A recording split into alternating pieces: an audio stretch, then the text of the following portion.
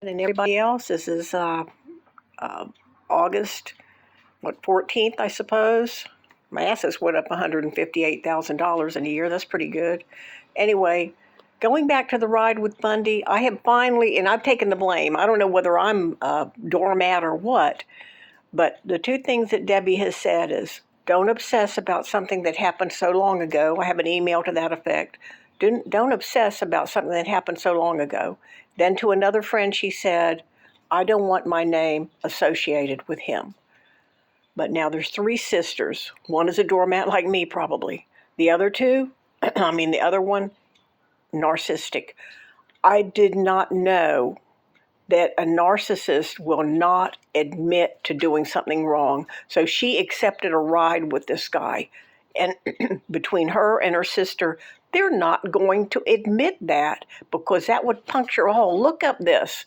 Look up this thing. It says, what if a narcissist has done something wrong? Or yeah. What if look at Psychology Today and look up if a narcissist makes a mistake. They will gaslight you.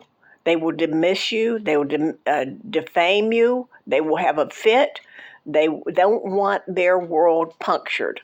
So I have to live with that. That's very, very, very hard because I know what I know.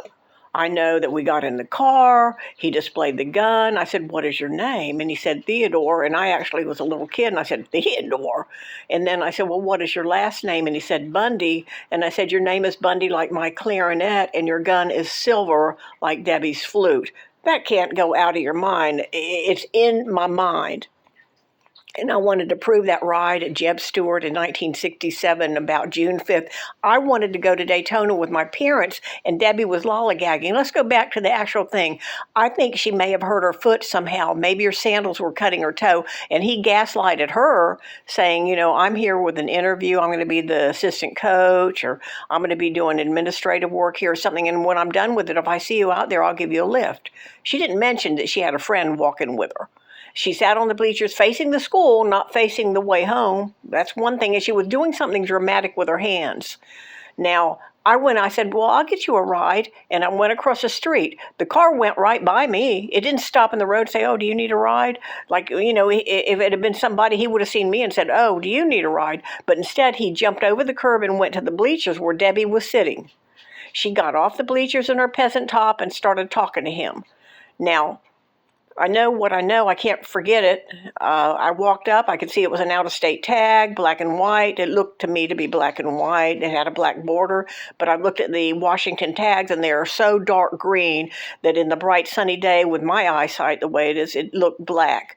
It had about 6 digits on it. It was a bright red, shiny Volkswagen, very unusual for our area.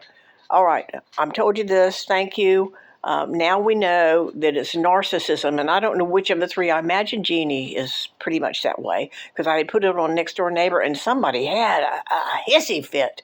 And I said, well, I'm just trying to find out information. I don't want it. They don't want it out there. They were wronged. Okay, thank you.